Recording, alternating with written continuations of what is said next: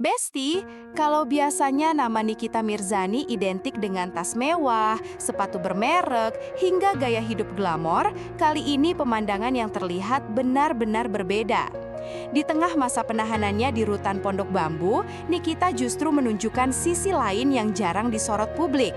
Bukan lagi sibuk memamerkan koleksi barang branded, melainkan ikut berkarya bersama para warga binaan dengan membuat berbagai kerajinan tangan. Mulai dari tas, shawl, hingga aneka produk handmade lainnya dibuat dengan memanfaatkan bahan dan fasilitas yang tersedia di dalam rutan. Aktivitas tersebut menjadi bagian dari program pembinaan keterampilan yang bertujuan memberikan bekal produktif bagi para warga binaan.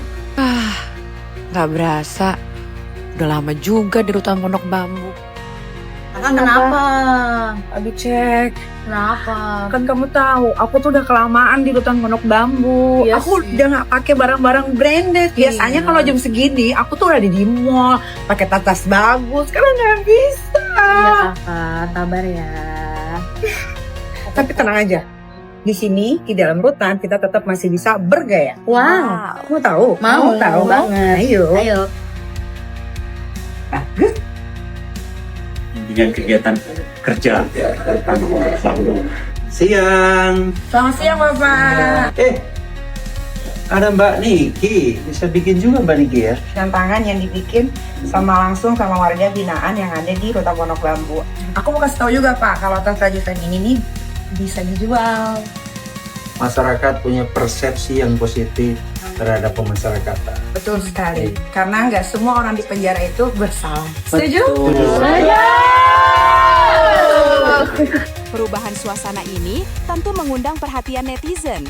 Banyak yang mengaku tak menyangka melihat sosok Nikita yang selama ini dikenal dengan kehidupan serba mewah, kini tampak tekun mengerjakan kerajinan tangan bersama teman-temannya di dalam rutan. Ada yang menilai kegiatan tersebut sebagai bentuk adaptasi terhadap situasi yang sedang dijalani. Ada pula yang berharap keterampilan yang dipelajari bisa menjadi pengalaman berharga dan membawa manfaat ketika nantinya kembali ke tengah masyarakat.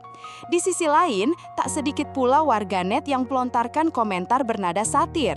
Mereka menyebut hidup memang penuh kejutan. Dulu akrab dengan berbagai produk bermerek, sekarang justru sibuk menghasilkan karya buatan tangan yang dibuat sendiri.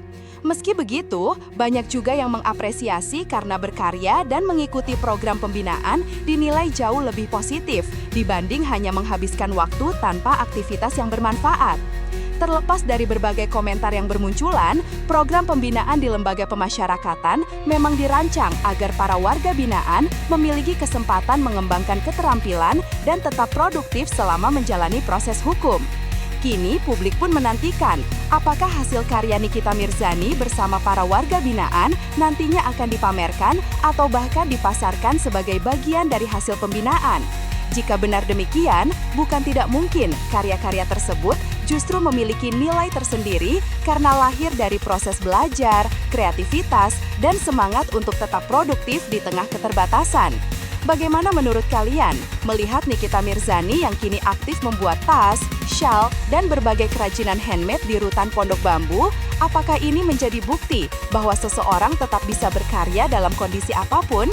Tulis pendapat kalian di kolom komentar dengan tetap menghormati proses hukum yang sedang berjalan. Pasti kakak Abidon.